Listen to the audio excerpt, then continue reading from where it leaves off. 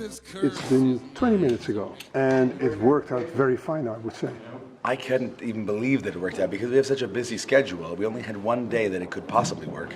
And so not only was it exciting that we were going to find the time in the schedule to do a 2-meter session, which I was thrilled to fit into the schedule, but then to hear the proposal, how do you feel about collaborating with Amsterdam Klezmer Band, which I thought, yeah, it's a nice idea, but it's never going to work. And then to have them available and to find the opportunity to collaborate in this way was pretty cool.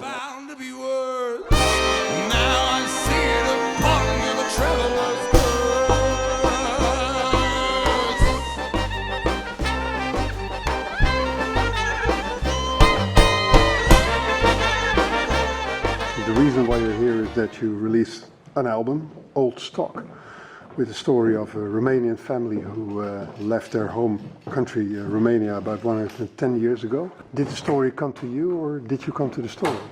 It's a little bit of both. The project began because a friend of mine, Christian Barry, who is the director of a theater company in Halifax, he came to me and he asked if I wanted to make a theater project with him.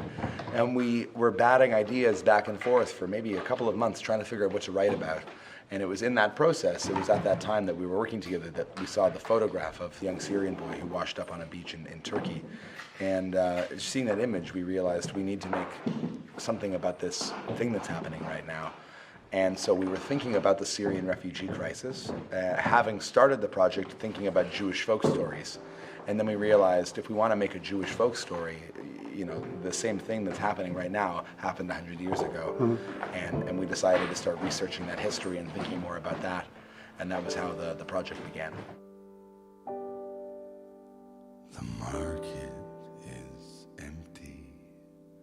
The butcher's gone home.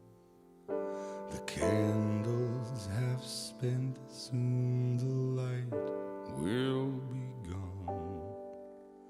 Soften. It's very easy in this political context in the world right now to think about the idea of masses of people and about waves of immigrants and throngs of refugees.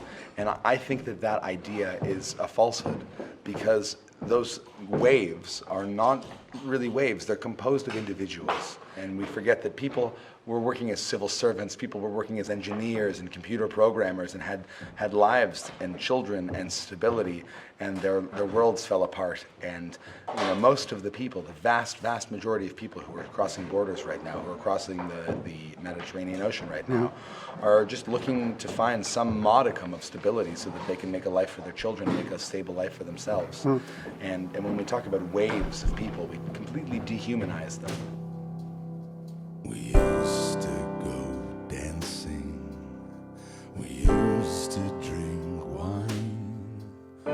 We used to buy flowers, and now we buy time.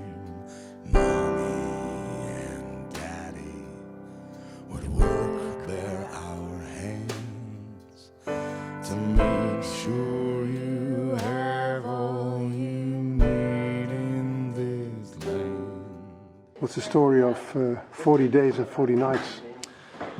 Well, I was sitting home alone one summer, missing my lover, and as a way to pass the time, I sat down in front of an old electronic church organ, like the kind that they used to have, I don't know, not a Hammond, but like a cheap old organ.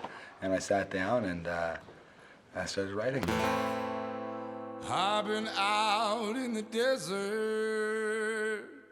I have wandered on through the sands. I've been burned, I've been thirsty.